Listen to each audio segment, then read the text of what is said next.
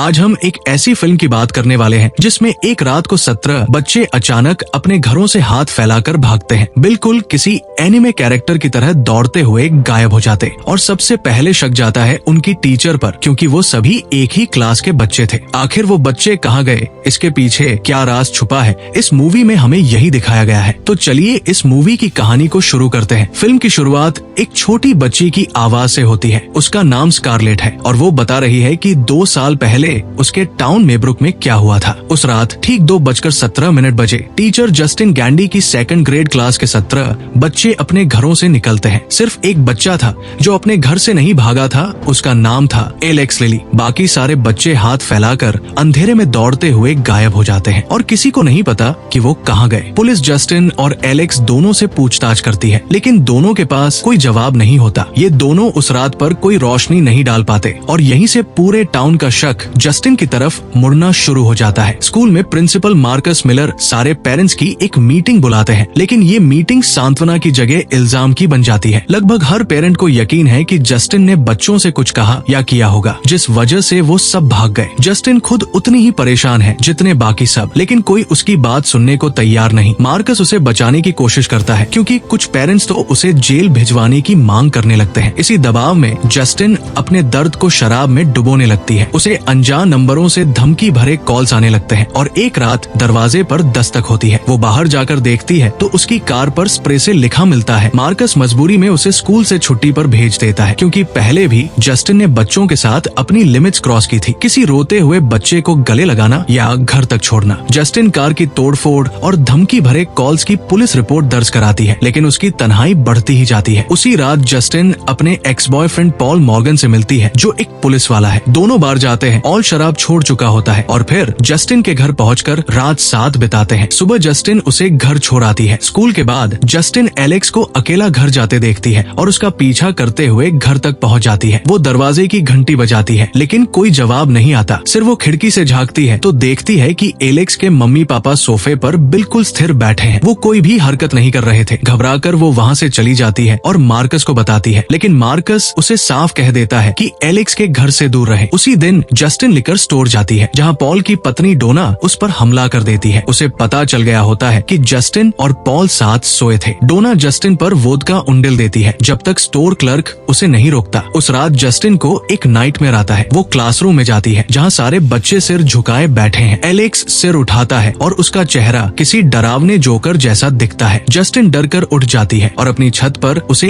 एक लाल बालों वाली अजीब औरत दिखती है। अगले दिन जस्टिन फिर एलेक्स का पीछा करती है, लेकिन एलेक्स गुस्से में उससे पीछा छोड़ने को कहता है, लेकिन फिर भी उसे उस पर शक होता है। इसीलिए वो रात को जस्टिन घर के बाहर निगरानी करती है और उसी दौरान नशे में बेहोश हो जाती है। तभी लिली के घर से वही रहस्यमयी औरत निकलती है, जो कि बहुत अजीब तरीके से चल रही होती है, जो देखने में बहुत डरावना लगता है। वो जस्टिन की खुली कार में जाकर चुपचाप उसके बालों की एक लट काट ले जाती है। अब कहानी आर्चर ग्राफ की तरफ मुड़ती है, जिसका बेटा मैथ्यू भी गायब बच्चों में से एक है। वो बार बार अपने रिंग कैमरे की वो फुटेज देखता है, जिसमें मैथ्यू रात को घर से बाहर सीधी लाइन में दौड़ता हुआ दिखाया जाता है। आर्चर एक कॉन्ट्रैक्टर है, लेकिन इस हादसे के बाद अपने काम पर ध्यान नहीं दे पाता। वो कैप्टन एड लॉक से मिलने पुलिस स्टेशन जाता है, लेकिन पुलिस के पास कोई सुराग नहीं होता। मजे की बात यह है कि आर्चर भी उन पेरेंट्स में शामिल है जो जस्टिन पर शक करते हैं, और यही ये भी पता चलता है कि जस्टिन की कार पर विच लिखने वाला असल में आर्चर ही था। घर लौटकर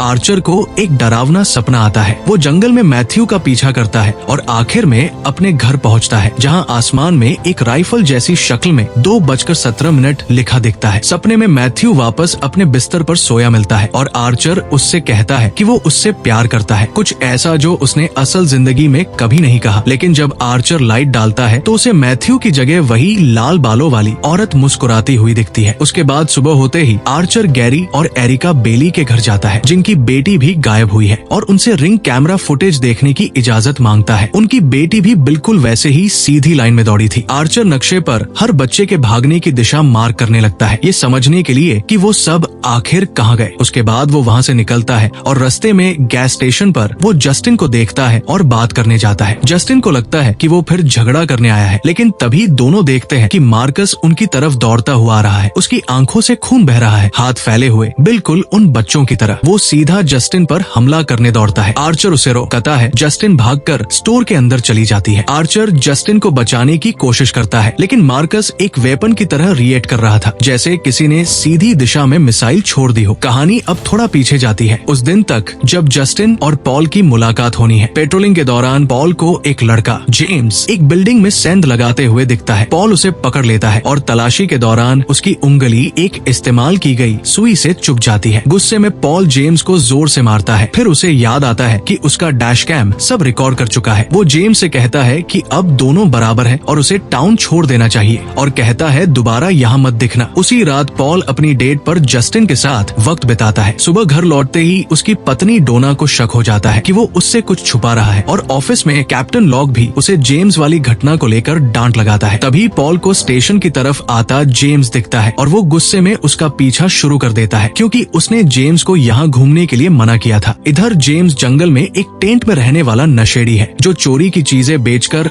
अपनी लत पूरी करता है। पॉल से भिड़ंत के बाद वो चोरी करने के इरादे से लिली के घर में घुसता है और बेसमेंट में उतरता है। वहाँ उसे सारे 17 गायब बच्चे स्थिर खड़े दिखते हैं, बिल्कुल किसी ट्रांस में। तभी एलेक्स के मम्मी पापा उसे देख लेते हैं और उसका पीछा करने लगते हैं। जेम्स किसी तरह भागकर बाहर निकल जाता है। वो भागकर अपने टेंट के पास पहुँचता है और वहाँ उसे वही लाल बालों वाली औरत हाथ हिलाती दिखती है, इसीलिए वो छुप जाता है। जेम्स को पता चलता है कि गायब बच्चों की जानकारी देने पर $50,000 का इनाम है। वो हिम्मत करके रिपोर्ट करने पुलिस स्टेशन जाता है, जहाँ पॉल उसे फिर देख लेता है और पीछा करता हुआ उसके टेंट तक पहुँच जाता है। मारपीट के बीच जेम्स बताता है कि उसे पता है गायब बच्चे कहाँ हैं। पॉल उसे गाड़ी में बिठाकर लिली के घर ले जाता है। कुछ घंटों बाद पॉल घर से बाहर आता है, लेकिन किसी ट्रांस जैसी हालत में वो जेम्स को पैरों से घसीटते हुए वापस अंदर ले जाता है। दूसरी तरफ मार्कस अपने पति टेरी के साथ सुपरमार्केट में होता है। तभी जस्टिन उसे कॉल करके लिली के घर वाली बात बताती है। मार्कस सोमवार को एलेक्स और उसके पेरेंट्स से मिलने का फैसला करता है, लेकिन जब वो वहाँ पहुँचता है उसकी मुलाकात होती है उस लाल बालों वाली औरत से। वो खुद को एलेक्स की आंटी ग्लैडिस बताती है और कहती है कि एलेक्स के पेरेंट्स बीमार हैं, लेकिन प्रिंसिपल कहता है कि मुझे एलेक्स के पेरेंट्स से ही बात करनी है। इसीलिए उस औरत को बहुत गुस्सा आ जाता है, जिसके बाद उसी दिन ग्लैडिस मार्कस और टेरी के घर पहुँचती है। बीमार होने का बहाना बनाकर पानी मांगती है। वो एक लकड़ी की डंडी पर टेरी के बालों की लट लपेटती है और उस पर अपना खून लगाती है। जब मार्कस पुलिस बुलाने की धमकी देता है, ग्लैडिस एक छोटी घंटी बजाती है और मार्कस जम जाता है। वो डंडी तोड़ देती है और मार्कस टेरी पर हमला कर देता है। उसे इतनी बुरी तरह मारता है कि टेरी की जान चली जाती है। इसके बाद ग्लैडिस जस्टिन के बालों वाली डंडी भी तोड़ देती है, जिससे मार्कस अब जस्टिन को मारने निकल पड़ता है। मार्कस जस्टिन और आर्चर के पास पहुंचता है और उनका पीछा करता है। आर्चर उसे बेवरेज फ्रिज में टक्कर मारकर गिरा देता है। जस्टिन भाग निकलती है, लेकिन मार्कस सड़क पर भागते हुए एक कार से टकराकर मर जाता है। अस्पताल जाने के बाद जस्टिन और आर्चर आखिरकार अपने मतभेद भुलाकर साथ काम करने का फैसला करते हैं। आर्चर अपना नक्शा दिखाता है और जस्टिन पहचान लेती है कि सारे बच्चों के भागने की दिशा सीधा लिली के घर की तरफ जाती है। अब फिल्म कुछ महीने पीछे जाती है। एलेक्स एक शांत और अकेला बच्चा है, जिसे मैथ्यू सबसे ज्यादा तंग करता है। उसके पेरेंट्स प्यार करने वाले हैं, लेकिन वो उसे बताते हैं कि आंटी ग्लैडिस कुछ समय के लिए उनके साथ रहेगी, क्योंकि वो बीमार है। एलेक्स चुपके से उसके कमरे में झांकता है और देखता है कि उसके लाल बाल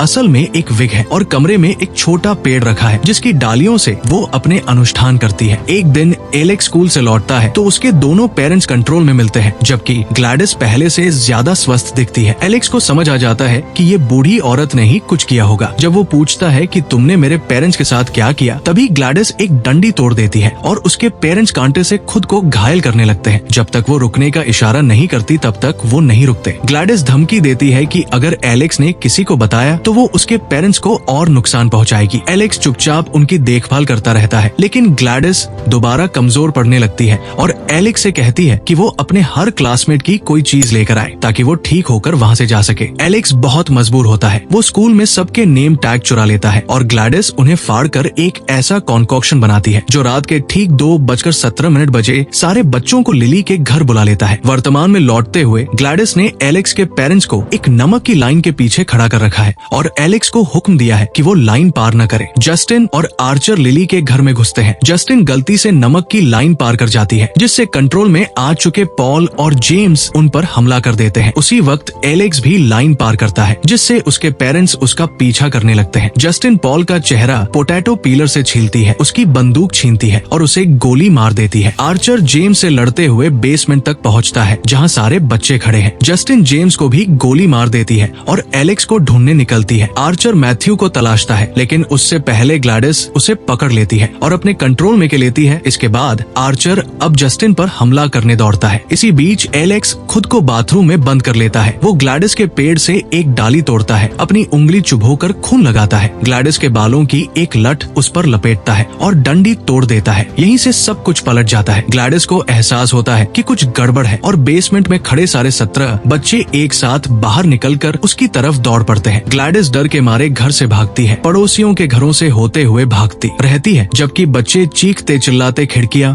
और बाड़े तोड़ते हुए उसका पीछा करते हैं। आखिरकार वो उसे पकड़ लेते हैं और उसे बुरी तरह मार डालते हैं। ग्लैडिस की मौत के साथ ही उसका स्पेल टूट जाता है। पॉल, आर्चर और लिली दंपत्ति पर से मंत्र का असर खत्म हो जाता है। जस्टिन ऊपर जाकर देखती है कि एलेक्स अपने दोनों पेरेंट्स को गले लगाए हुए है और आर्चर मैथ्यू को ढूंढ लेता है और उसे घर ले जाता है। फिल्म के आखिर में स्कारलेट की आवाज हमें बताती है कि एलेक्स के पेरेंट्स को मानसिक अस्पताल भेज दिया गया और अब वो एक दूसरी कहीं ज्यादा प्यारी आंटी के साथ रहता है। बाकी सारे बच्चे अपने परिवारों के पास लौट आए और 2 साल बाद उनमें से कुछ ने आखिरकार फिर से बोलना शुरू कर दिया है। तो दोस्तों, ये थी पूरी कहानी। एक टीचर जिसे बेवजह गुनहगार समझा गया, एक बाप जो हार मानने को तैयार नहीं था और एक बच्चा जिसने अकेले ही सबसे बड़ा बोझ उठाया। अगर वीडियो पसंद आया हो तो लाइक सब्सक्राइब कीजिए और कमेंट में बताइए इस कहानी का कौन सा मोड़ आपको सबसे ज्यादा चौंकाने वाला लगा।